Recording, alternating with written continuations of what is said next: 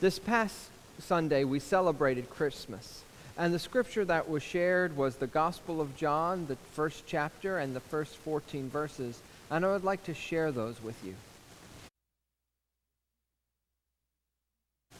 In the beginning was the Word, and the Word was with God, and the Word was God. He was with God in the beginning. Through him all things were made. Without him nothing was made that has been made.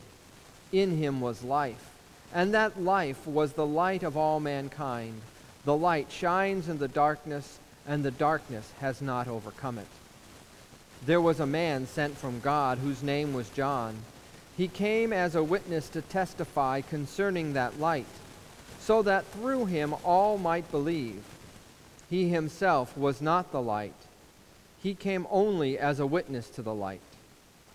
The true light that gives light to everyone was coming into the world. He was in the world, and though the world was made through him, the world did not recognize him.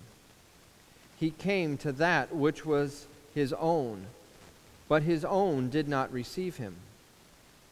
Yet all who did receive him, to those who believed in his name, he gave the right to become children of God.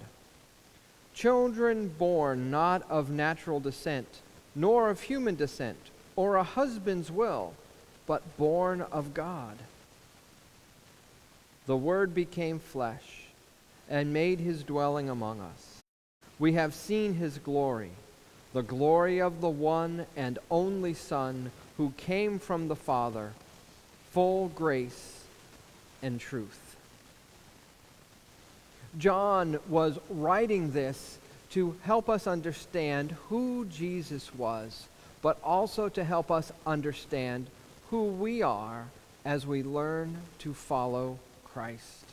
So here are a number of questions and points that I would like you to discuss with one another. In it, John says that when we believe in him, we receive the right to become children of God. So discuss among yourselves, what does it mean for you to be called a child of God?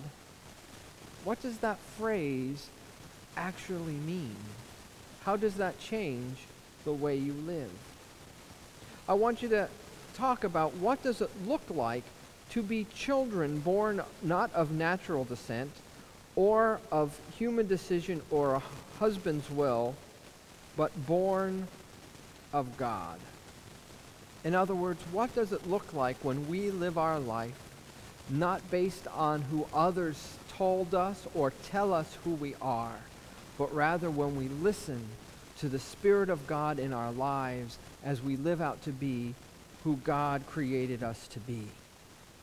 And lastly, how do you have to change your life? What changes need to be made in your life if you are to live as a child of God rather than living in a way that you have been created by others and by yourself? So take the time. Discuss these questions. Discuss these points. And I hope to see you on Sunday for worship.